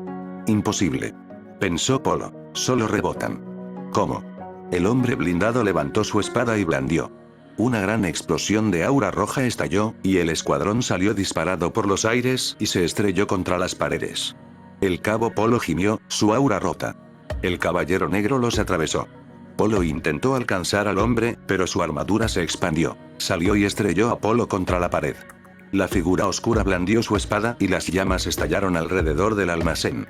Polo solo pudo mirar boquiabierto, incrédulo, a la figura que avanzaba pesadamente mientras el humo lo asfixiaba y las llamas lo cegaban. Como si no le importara el dolor y la angustia que había infligido. Sin darse cuenta de absolutamente nada. ¿Qué fue eso? Pensó Polo antes de desmayarse. El trayecto hasta la valla de la base fue manejable. El fuego que había encendido le proporcionó suficiente distracción, y su empleador había desactivado los sistemas de seguridad. Saltó la valla y se lanzó hacia los pinos. Cayó en un barranco, dirigiéndose a una antigua estación de ferrocarril que había visto tiempos mejores hacía mucho tiempo. Empujó las vigas podridas que una vez fueron una puerta y atravesó el interior destrozado y cubierto de moho. Rompió la otra pared, revelando una cueva. Se apresuró a recorrerla, descendiendo por la caverna húmeda, con el sonido del goteo del agua persiguiendo sus pasos. Finalmente, llegó a un lago oculto. Sobre el lago flotaba una pequeña barcaza de carga automatizada, una de las miles que surcaban las vías fluviales de Atlas. Subió a la cubierta y entró en la cabina. Dentro había un elaborado sistema de soporte vital integrado en una gigantesca silla de estructura metálica. El hombre se sentó y se recostó. Brazos y agujas robóticas se activaron, sujetándose a él. El hombre suspiró en silencio mientras la barcaza se ponía en marcha. Una pantalla holográfica se activó y apareció un rostro leonino familiar. Confío en que hayas completado la misión, Lord Caliban Testoasa. Testoasa giró su rostro enmascarado hacia la holoproyección. Uno podría imaginar que fruncía el ceño. ¿Por qué tú? ¿Por qué no Bats? Preguntó con una voz grave y resonante. Bats está ocupado con otra cosa, dijo Leonard casi impacientemente. ¿Completaste la misión? Testoasa metió la mano en su cinturón y sacó un cilindro metálico.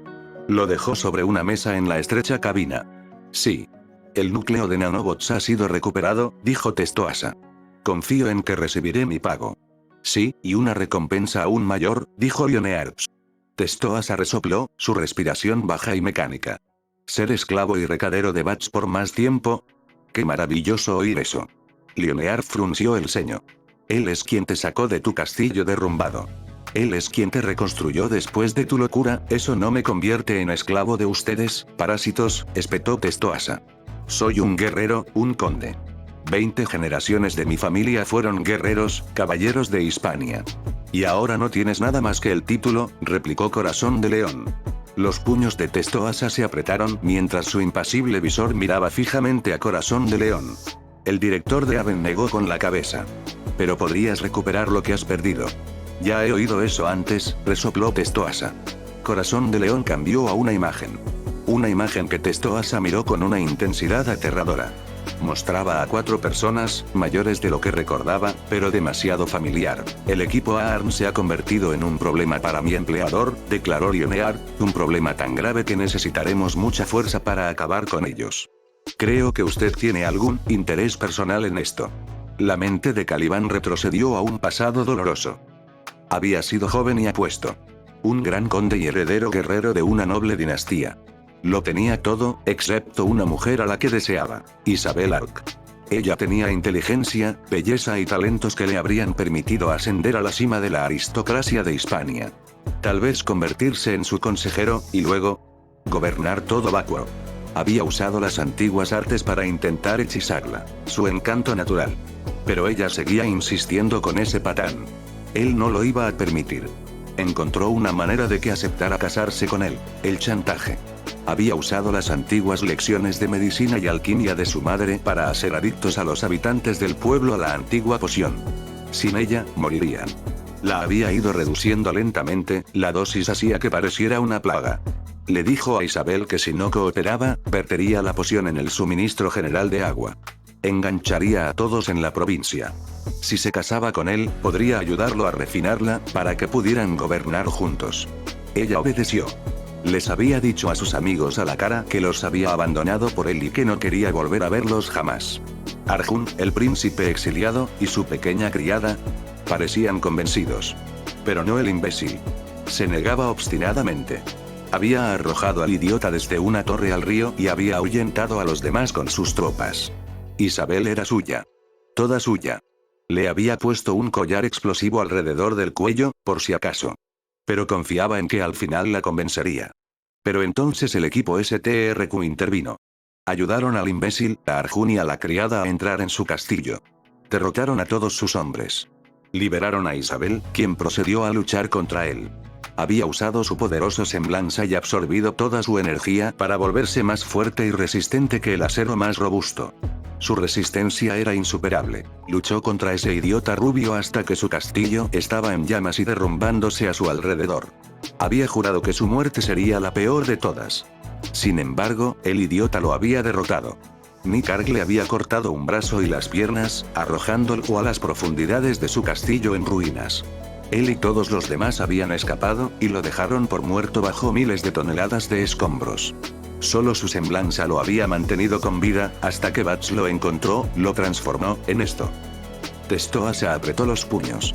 Su respiración mecánica se aceleró. ¿La recompensa?, exigió el caballero negro. La regeneración completa de tu carne, dijo Corazón de León, tenemos a alguien que puede hacerlo. Además de suficiente dinero para reconstruir tu castillo. El conde Caliban Testoasa contempló la imagen. Asintió lentamente. Tenemos un trato. Seguía siendo un esclavo. Era cierto, un esclavo de esos bastardos. Pero una vez que consiguiera su venganza y recuperara su cuerpo, nadie volvería a esclavizarlo jamás. Ciudad de Viriatus, provincia de Lusitania, Vacuo. Vacuo era un reino árido y hostil, compuesto por numerosas culturas orgullosas y en constante conflicto. Una de las más famosas era la pequeña pero aguerrida provincia de Lusitania, en la costa occidental del reino. Protegida por montañas, había resistido a numerosos imperios que intentaron conquistarla. En un reino sin ley como el Vacuo actual, su capital, Viriatus, desafiaba las leyes promulgadas por el Consejo en la lejana capital, especialmente en lo referente al juego. Los dorados casinos se alzaban hacia el cielo nocturno mientras turistas de todos los reinos paseaban por los paseos marítimos. La mercancía del mercado negro se vendía casi abiertamente. Los hombres que ganaban grandes sumas en las mesas de juego disfrutaban como si fuera su última noche en Remnant, mientras que los perdedores eran arrojados a la cuneta. Solo la milicia armada del magistrado mantenía el orden en la deslumbrante ciudad, pero no podían estar en todas partes. A pesar de esto, algunos miembros del AMPA intentaban promover el orden y la legalidad. Al fin y al cabo, dirigían negocios allí. No les convenía enemistarse con su clientela. El hombre que lideraba este ataque era Prataeo Marfim. Era alto, moreno, calvo, con una barba bien recortada y un traje azul oscuro. Estaba sentado en su oficina del ático del casino doreado, con vistas a la ciudad. Su asistente, una mujer con chaqueta y falda de negocios, permanecía cerca en silencio. Era hermosa, alta, de piernas largas y curvas pronunciadas, con una larga melena negra que le caía por la espalda. Sus ojos violetas brillaban tras sus gafas como amatistas talladas con precisión. Su piel era pálida e impecable, y sus labios, de un rojo rubí. Frente a ellos se encontraba un oficial de la milicia. Era desaliñado, calvo, de piel pálida y cabello rojo. Llevaba su anticuada armadura mal puesta, mientras sostenía nerviosamente su boina frente a sí mismo. Los dos corpulentos matones a cada lado, sombríos con sus trajes negros, probablemente no ayudaban a aliviar su preocupación. Carl, dijo Marfim con frialdad, te pagué para que supervisaras los envíos entrantes. No para que te dedicaras a prostituir niños o a traficar con drogas. Bueno, un hombre tiene que llegar a fin de mes, señor, dijo el oficial de la milicia, retorciéndose el sombrero, aprecio todo lo que ha hecho por mí, pero no es suficiente. Podrías haber trabajado más para mí, Carl, continuó Prataeo, entrecerrando los ojos, podría haberte dado más descansos. En cambio, rompiste las reglas. Ahora tienes que afrontar las consecuencias. Miró a su asistente. Su sonrió alegremente. Se acercó con paso firme al hombre sudoroso y nervioso. Presionó una uña delicadamente cuidada contra el costado de su cabeza, y los ojos de Carl se pusieron en blanco. Sus venas se volvieron negras mientras se desplomaba y comenzó a ahogarse. Eso es una breve toxina, explicó Su, normalmente se encuentra en organismos unicelulares en el océano llamados dinoflagelados. Se une a los canales de sodio en las células nerviosas, provocando una interrupción total del sistema nervioso. Ella sonrió alegremente al hombre moribundo. Hice que este fuera especialmente doloroso, sonrió. Te dije que no hicieras eso, gruñó Marfim. Su resopló. Nunca me dejas divertirme. Quiero que muera, pero rápido, afirmó Marfim, sin dolor. Bueno, yo elegí otra cosa, así que Nye, respondió Su, sacando la lengua. Marfin suspiró y estaba a punto de decir más, cuando el scroll de Su sonó. Ella lo sacó, se puso un auricular y contestó la llamada. Hola. Estoy en el trabajo, yo, oh. Hola corazón de león. Su asintió varias veces. Jadeó. ¿En serio? ¿Han vuelto a estar juntos? Y. Grunó. Branuen. Aruk. Unos vapores venenosos comenzaron a emanar de la piel de Su, semejantes a las alas de un pájaro. Los matones de Marfin retrocedieron, mientras Marfin buscaba discretamente una máscara de gas. La mente de Su estaba muy lejos. Años atrás. En los bajos fondos de Mistral, Su, la infame fénix venenosa, acababa de sellar el destino de un político con un beso letal. Sus labios se curvaron en una sonrisa maliciosa mientras reía a carcajadas, con la voz cargada de un regocijo venenoso. Oh, mi amor, lo siento mucho, pero te va a encantar esta toxina. La hice especialmente para ti. El político se llevó la mano al pecho, palideció mientras se tambaleaba, pero antes de que Su pudiera saborear su victoria, la puerta se abrió de golpe. Isabel irrumpió, con su cabello rubio resplandeciente bajo la tenue luz, seguida de cerca por Nick, Tai y Crow. El resto del equipo estaba fuera de servicio, custodiando la mansión del político, dejando a los 4 solos para encargarse del asesino. Alto ahí, tonta. Ladró Isabel, señalando a Su con el dedo. Tú. Su no dudó. Se abalanzó sobre Isabel, la agarró por el cuello y le plantó un beso en los labios. Los ojos de Isabel se abrieron de par en par, su protesta ahogada se perdió en un sorprendido MMPH. Nick se quedó paralizado, con la boca abierta. ¿Qué? Tai sonrió, apoyándose en la pared. Genial. Totalmente, asintió Crow con una sonrisa burlona. Su retrocedió con un dramático muah. Y exhaló una nube brillante de toxina que llenó la habitación. El político y su equipo comenzaron a toser, sintiendo un ardor en los pulmones mientras el veneno hacía efecto. Ahora todos morirán. Exclamó Su, con una risa aguda y triunfal. Isabel tosió 2 veces, luego se enderezó, con una expresión extrañamente tranquila. Una tetrodotoxina, del tipo que se encuentra en las gónadas del pez globo, ¿correcto? Su parpadeó, su risa vaciló. ¿Eh? Isabel metió la mano en su mochila y sacó un puñado de jeringas. Con precisión experta, se extrajo sangre del brazo, llenó cada jeringa y se apresuró a inyectar primero al político, luego a Tai, Crow y Nick. Aprendí a sintetizar la antitoxina con mi propia sangre cuando tenía 12 años, dijo, casi con nostalgia. ¡Qué nostalgia! La confianza de Su se hizo añicos, y su voz se alzó con incredulidad. ¿Qué, tú, cómo? Crow, ya recuperándose, le dedicó una sonrisa perezosa. ¿Eso significa que tú y esta chica no se volverán a besar? Desde luego que no. Espetó Isabel, con las mejillas sonrojadas. De acuerdo, dijo Crow encogiéndose de hombros.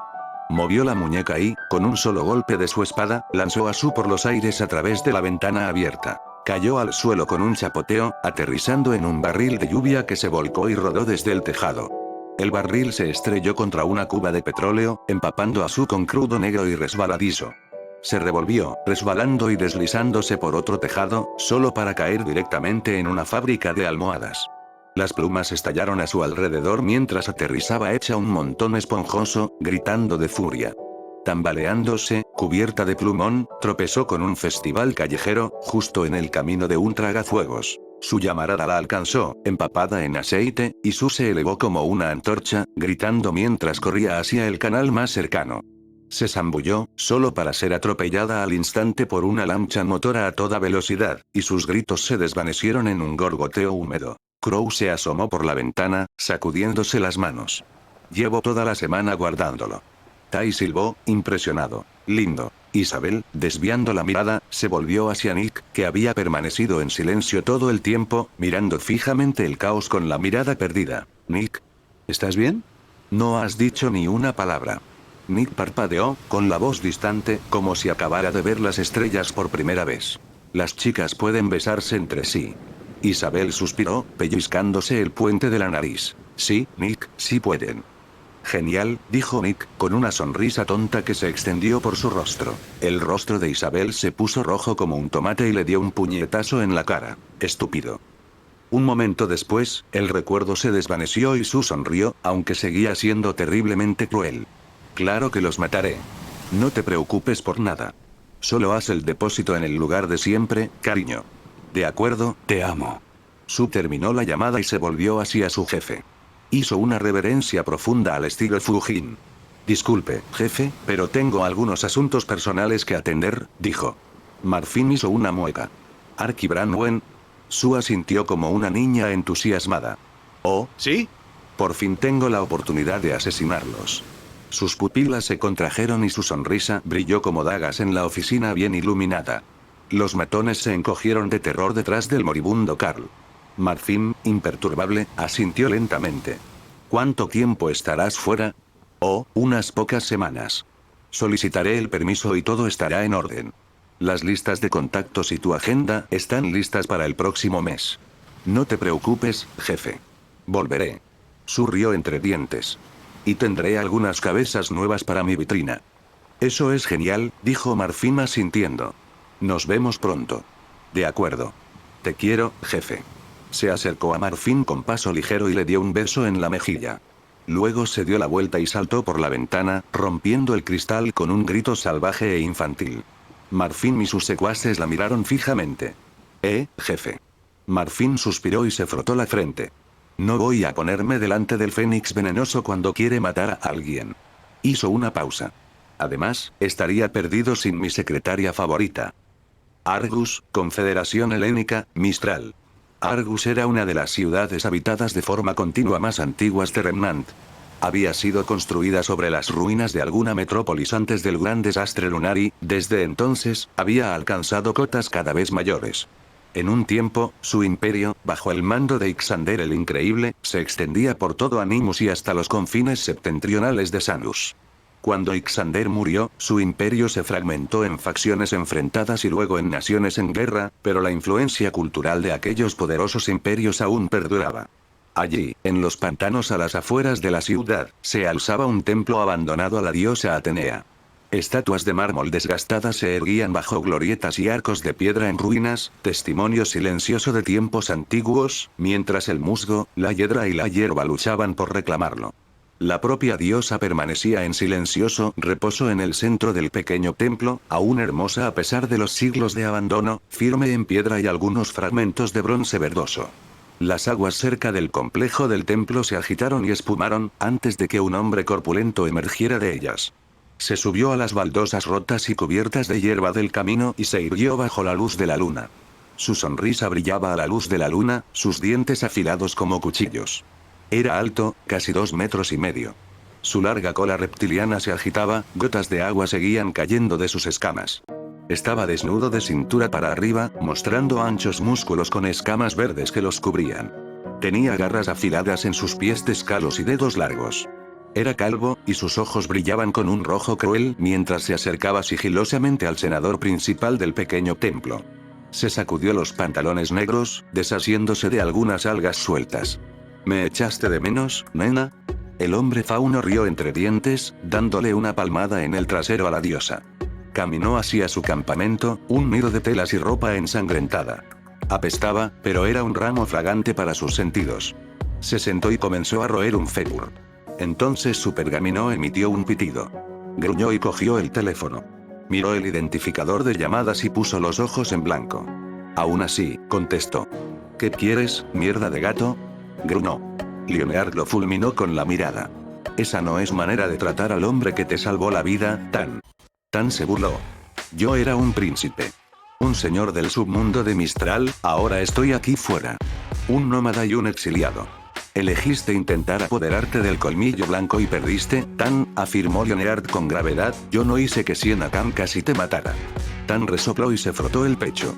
Las cicatrices habían desaparecido hacía tiempo gracias a su semblanza, pero la deshonra aún le dolía. Dicho esto, ella no fue quien te robó tu poder, ¿verdad? Preguntó Leonard con voz suave. Los ojos rojos de Tan se entrecerraron. Leonard aprovechó su silencio para continuar. Summer Rose ha muerto, pero Saya Sarkara está viva. Y también la hija de Summer Rose. Las imágenes aparecieron en la pantalla holográfica del pergamino. Tan escaneó las imágenes de la reina de Pandú y una joven casi desvalida vestida de negro y rojo. Una mueca de desprecio se dibujó en su rostro mientras se lamía los dientes afilados como navajas. Estas perras habían estado husmeando con sus equipos en su imperio en la ciudad de Mistral. Las había separado de sus equipos y las había atrapado. Tenía la intención de debilitarlas con sus secuaces en un combate clandestino, luego acabar con ellas y reclamarlas como sus compañeras. Había doblegado a muchas cazadoras de esta manera. Estas dos, habían derrotado a sus secuaces. Derrotado a su segundo. Y luego lucharon contra él juntas. Todavía podía sentir el destello de los ojos plateados, una luz tan brillante que lo cegó. Todavía sentía su hacha separar su brazo de su cuerpo. Todavía recordaba parpadear para apagar la luz de sus ojos, justo a tiempo para que la bruja desatara su semblanza. Apretó los puños con fuerza. Apretó los dientes con tanta fuerza, un colmillo se rompió. Otro volvió a su lugar, lentamente. Solo cuando sus dientes estuvieron intactos habló. ¿Tienes alguna forma de ponerme al alcance de ellos? Tendrás que trabajar en equipo, explicó Corazón de León, nada de comerte a ninguno. Guarda tu apetito para Saya y la hija de Summer. Tan miró fijamente. ¿Y mi pago? ¿La venganza no es suficiente? Preguntó Corazón de León. Tan rió con dureza. La venganza no llena el estómago. Adam Taurus va a hacer un movimiento para eliminar a Sienna Khan pronto, dijo Corazón de León, ¿lo ayudas aquí? También puedes tener una oportunidad con Sienna. Recupera tu poder. Tan lo pensó, luego asintió lentamente. Trato hecho. ¿Cuándo y dónde? Un barco vendrá por ti por la mañana. Sube a bordo, dijo Corazón de León. Memoriza los detalles. La información pasó ante sus ojos, y Tan la memorizó. Asintió lentamente. Solo cumple tu parte, mierda de gato. Porque si no lo haces, el inmortal te dará casa. Leonard lanzó una mirada fulminante. Lo recordaré, afirmó con sarcasmo antes de cerrar el canal. Bueno, que sea sarcástico. Tan el inmortal era paciente. Muy paciente. Bueno, cariño, dijo Tan, poniéndose de pie y estirándose, parece que me marcho. Pero gracias por la compañía. Le dio otra palmada en el trasero a la estatua, haciéndola caer al suelo. Se hizo añicos.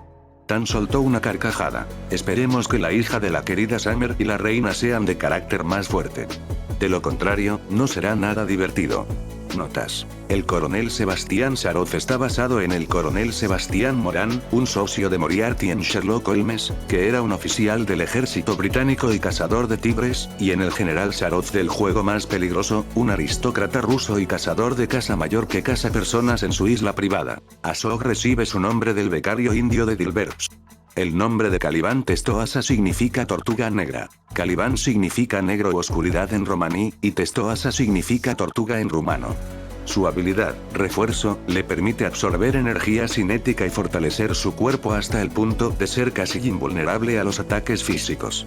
También es un maestro espadachín y un personaje inspirado en Darth Vader. Lusitania es el nombre romano de lo que hoy es Portugal.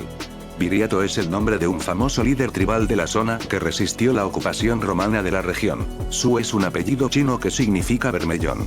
Ella es nuestra ave vermellón de las 4 bestias cardinales. Su semblanza es tóxica. La capacidad de crear y emitir cualquier tipo de veneno desde su cuerpo. También es un poco inmadura, pero peligrosa. Prateo es una corrupción de la palabra portuguesa para plata. Y Tan completa el grupo de 4. Estos 4 mercenarios están inspirados en las 4 bestias de la astrología china: tigre, tortuga, fénix y dragón. Lo tomé prestado de Wittekning Terrant, porque quería un adversario personal para cada miembro de ARN y STRQ, más o menos. Y, por supuesto, necesitábamos un verdadero canalla contra quien luchar. El último enemigo que presentaremos será la doncella candidata. Sé que tenemos muchos personajes, pero no se preocupen, haremos todo lo posible para que sea fácil seguirlos. Bueno gente, no se olvide darle like y campanita y suscribirse para ser parte de la manada más badass y llegar a más gente para que crezca más la manada y así meterle una gran vergüenza al algoritmo de YouTube para que mínimo seamos más recomendados los fanfics de esta plataforma y que la comunidad del fanfic crezca más para crear más fanfics para ustedes. Así que adiós, mi manada se despide su logo Alpha Yura.